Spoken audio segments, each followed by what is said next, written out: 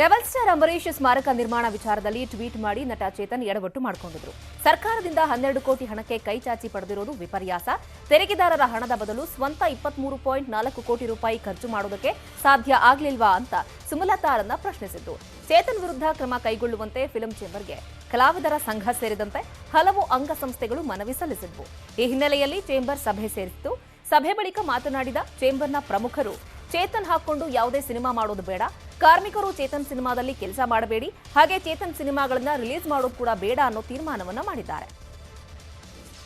Sir, ಆತನು ಕೂಡ ನಮ್ಮ ಕುಟುಂಬದವರೇನೆ, ನಮ್ಮ ಚಿತ್ರರಂಗಕ್ಕೆ ಸಂಬಂಧಪಟ್ಟಂತ ಒಬ್ಬ ವ್ಯಕ್ತಿ. ಏನೋ ಆಗಿರ್ಬೋದು, ಅದನ್ನ ಕೂತ್ಕೊಂಡು ಅವ್ರಿಗೆ ಒಂದು ತಿಳಿ ಹೇಳುವಂತ ಒಂದು ಕಾರ್ಯವನ್ನ ದಯಮಾಡಿ ಮಾಡಿ. ಅವ್ರಿಗೆ ತಿಳಿ ಹೇಳಿಲ್ಲ, ಅವ್ರು ತಿರುಗಿ ಇದನ್ನೇ ಮುಂದುವರಿಸಿದ್ದೆ ನಿಜ. ಆದಲ್ಲಿ ದಯಮಾಡಿ ನಿಮ್ಮ ಕೈ ಮುಗಿತೀನಿ. ಇಡೀ ಉದ್ಯಮದಿಂದ ಆತನ ವಿರುದ್ಧ ಅಸಹಕಾರ ಮಾಡಬೇಕು, ಅಸಹಕಾರದ ತೀರ್ಮಾನವನ್ನ ನೀವು ತಗೋಬೇಕು ಅಂತಕ್ಕಂಥ ಒತ್ತಡವನ್ನ ನೇರವಾಗಿ ನಮ್ಮಗಳ ಮೇಲೆ ಒತ್ತಡವನ್ನು ಪದೇ ಪದೇ. ಇಡೀ ನಮ್ಮ ಕುಟುಂಬದಲ್ಲೇ ಸಾಕಷ್ಟು ಕೆಲವು ವಿಚಾರ, ಬರೀ ಒಂದೇ ವಿಚಾರ ಅಲ್ಲ, ಅವಾಗ ತುಂಬಾನೇ ಸ್ವಲ್ಪ ದುರ್ಗಮಯವಂತ ಹೇಳಿಕೆಗಳು ಕೊಡುತ್ತಾರೆ. ಇಡೀ ಇಂಡಸ್ಟ್ರಿ ಒಂಥರ